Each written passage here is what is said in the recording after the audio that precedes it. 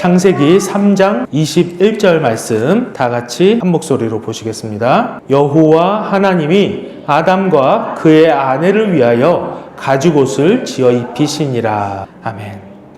여러분은 인간이 처음으로 선악과를 먹고 생긴 변화가 뭐라고 생각하십니까? 선악과를 먹었더니 어떤 변화가 그들에게 일어났다고 생각을 하십니까? 여러 가지로 설명을 할 수 있겠지만 저는 인간의 시선에 변화가 생겼다고 이야기하고 싶습니다. 하나님께서 온 세상을 지으시고 아담과 하와에게 모든 생물을 다스려라 라고 말씀하셨어요. 그래서 최초의 인류의 시선은, 그러니까 그들의 관심은 전적으로 다른 피조물들을 향해 있었다는 것입니다. 그들은 하나님의 명령을 받아서 세상을 다스렸고 그들에게 이름을 붙였고 또 그 안에서 행복을 누리며 살아가고 있었습니다.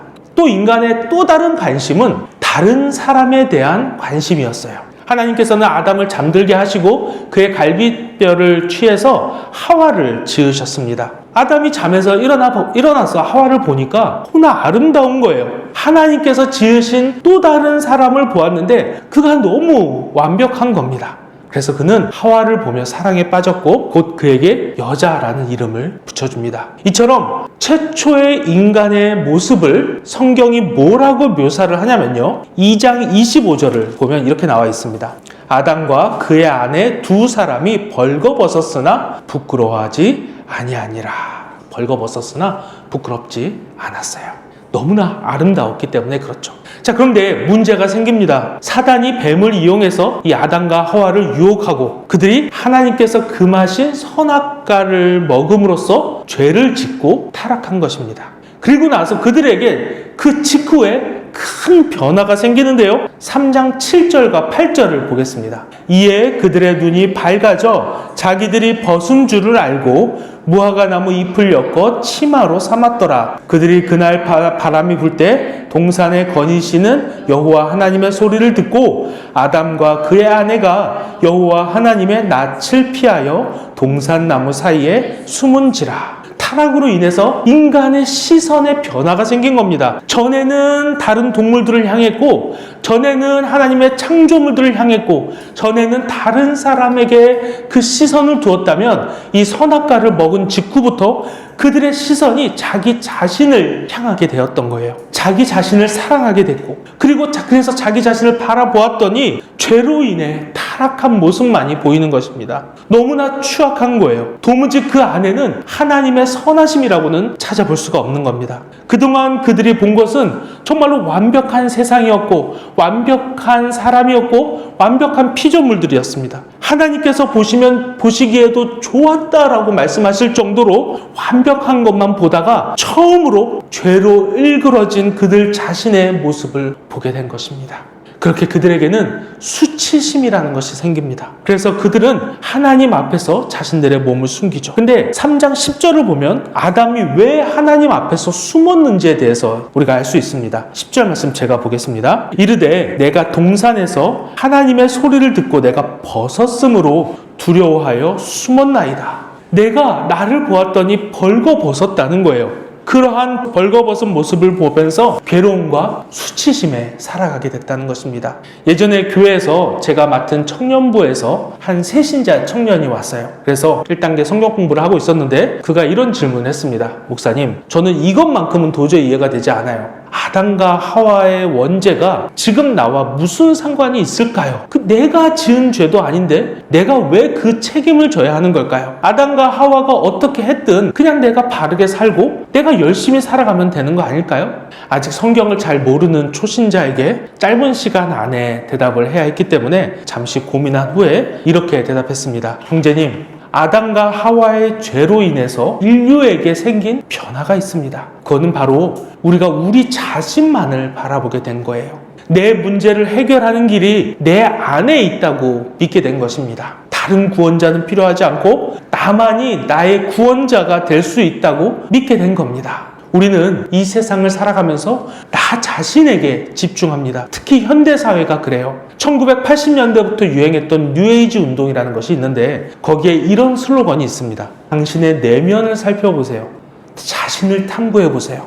당신의 문제를 해결할 수 있는 길은 당신 안에 있습니다. 그러니까 삶에 대한 해답과 그 구원이 바로 우리 자신 안에서 발견할 수 있다는 것입니다. 그런데 문제는 우리가 우리 자신을 탐구해 보면 볼수록, 우리의 내면을 보면 볼수록 그 안에는 선한 것이 없다는 것만 깨닫게 된다는 것입니다. 거기에는 온통 결정과 허점뿐입니다. 결핍뿐입니다. 허망한 것들 뿐이에요.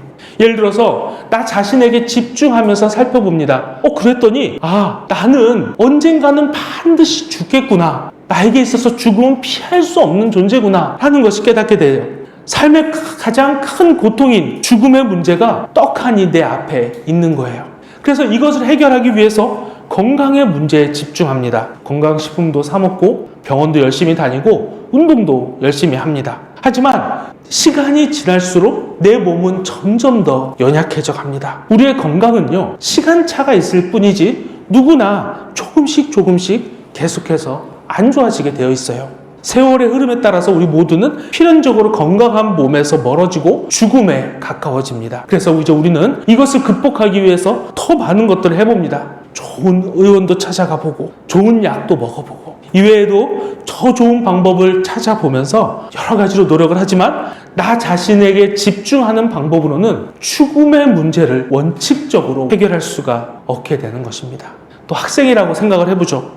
내가 학생으로서 내가 이제 앞으로 인생을 살아가는 동안에 무엇을 추구하면서 살아갈까? 무엇이 가장 내게 좋을까라고 생각했더니 행복이에요. 내 마음이 기쁘고 내가 즐겁게 살아가는 것. 그 행복을 찾고 싶은 거예요. 그래서 공부를 열심히 해서 좋은 대학을 가면 행복할 거라고 주위에서 이야기를 합니다. 그래서 열심히 공부해서 대학을 갔어요. 근데 거기 갔더니 선배들이 이야기를 해요. 그래, 여태까지 고생했어. 그런데 여기가 끝이 아니야. 좋은 직장에 들어가야 당신이 행복해질 거야 라고 이야기를 합니다. 그래서 거기서 또 열심히 좋은 직장을 얻기 위해서 내 인생을 갈아 넣습니다. 그런데 또 열심히 좋은 곳에 취직했더니 그곳에 적응하는 것도 중요하고 이후에는 승진이 또 중요하대요. 매년마다 몇 년에 한 번씩 또 그곳에서 승진하고 살아남기 위해서는 열심히 또 해야 하는 거예요. 밑에 후배들이 쫓아오는 거 보면서 두려움을 느끼기도 합니다. 그러니까 행복을 찾아서 평생을 열심히 살아왔는데 살아가면서 누릴 수 있는 것들을 많이 포기하면서 이것을 성취하려고 발버둥 쳤는데 그것이 근본적인 행복을 주는 것 같지 않습니다. 막상 목표한 것을 다 이루고 나면 그보다 더 높은 것들이 보이게 되고 그것을 성취해야만 그것이 나에게 행복을 주고 나의 삶의 문제를 해결해 줄 것 같은 생각이 든다는 것이죠. 여러분, 이렇게 이야기하는 게 우리가 건강에 신경 쓰지 말라는 것이 아니고 꿈을 쫓지 말라는 것이 아닙니다. 다만 우리의 삶의 모든 것을 그곳에 집중하는 것, 나 자신에게만 집중하는 것이 우리에게 근본적인 행복과 구원을 주는 것이 아니라는 것입니다. 내가 지금 느끼고 있는 슬픔이나 허망함이나 마음 한구석에 자리 잡고 있는 이 아련한 마음, 이 묵직한 것을 해결해 주지는 못한다는 것입니다. 삶 속에서 느끼는 이 갈급함을 근본적으로 채워져 나가는 것은 나 자신으로부터는 불가능하다는 것을 말씀드리는 것입니다. 자, 그러면 여러분, 우리가 어떻게 해야 될까요? 오늘 본문으로 다시 우리가 돌아가 보면 좋겠습니다. 아담과 하와가 선악과를 먹고 자기 자신을 보게 되었다고 했죠. 시선이 자신에게 머물고 죄악으로 가득한 자신들을 보았을 때 그들이 한 것이 무엇입니까? 하나님의 낯을 피해서, 하나님의 시선을 피해서 동산 사이에 숨었다고 했습니다. 그런데 여기서 하나님께서 어떻게 하시는지를 보겠습니다. 9절을 다 같이 한번 읽어볼게요. 다 같이 9절 말씀 다시 한번 보겠습니다. 시작. 여호와 하나님이 아담을 부르시며 그에게 이르시되 내가 어디에 있느냐.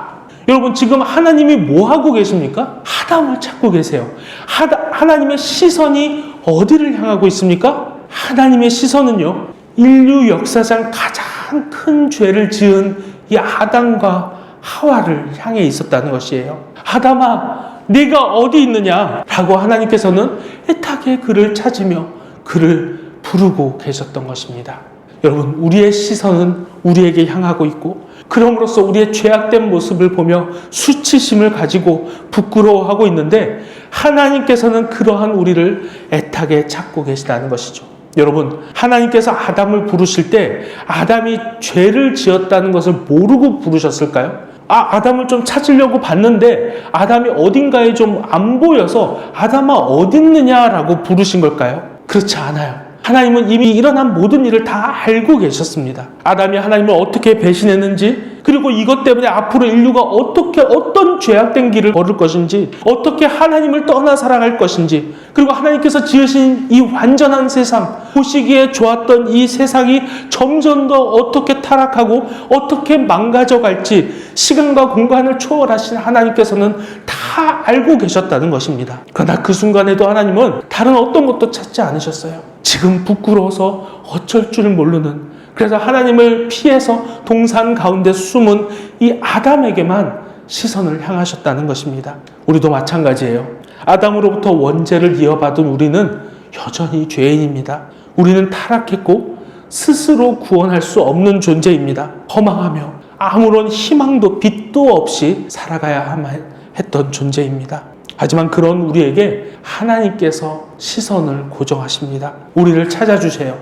아담아, 내가 어디 있느냐? 라고 부르신 것처럼 바로 지금 이 순간에도 나를 찾아주신다는 것입니다. 나에게만 집중하며 내 마음이 왜 이렇게 슬플까? 내가 왜 이렇게 허망할까? 내가 왜 이렇게 부끄러울까?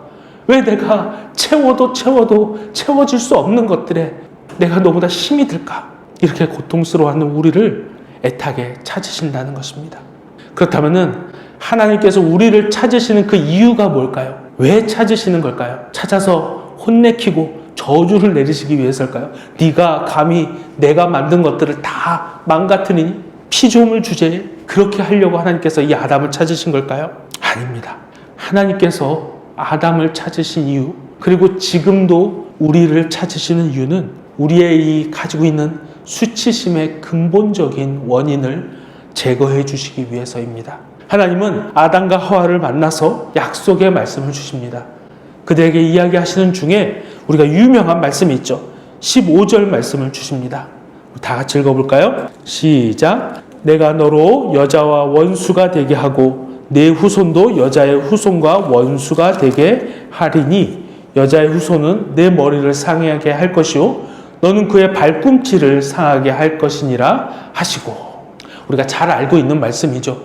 하나님께서는 여자의 후손으로 예수 그리스도를 이 땅에 보내실 것을 약속하십니다.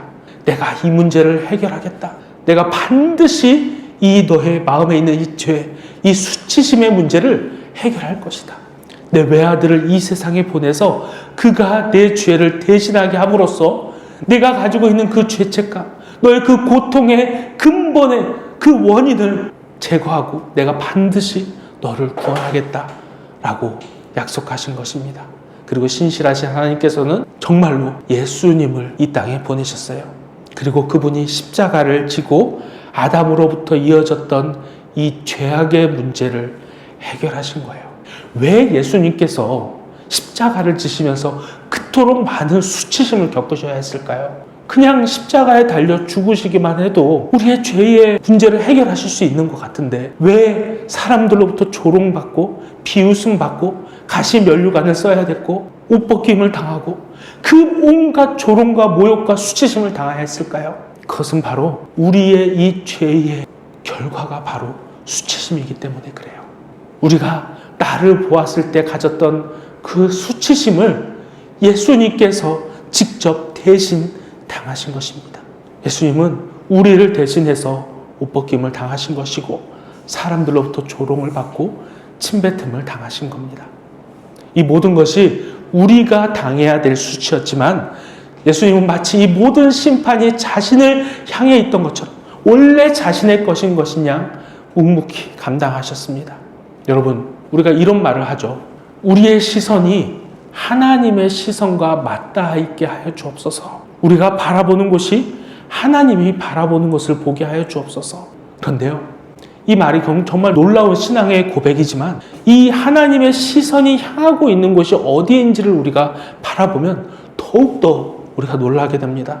바로 그 시선이 어디였습니까? 아담이었다는 거예요. 그리고 아담을 향하셨던 것처럼 그 하나님의 시선은 바로 나를 향하고 있다는 것입니다.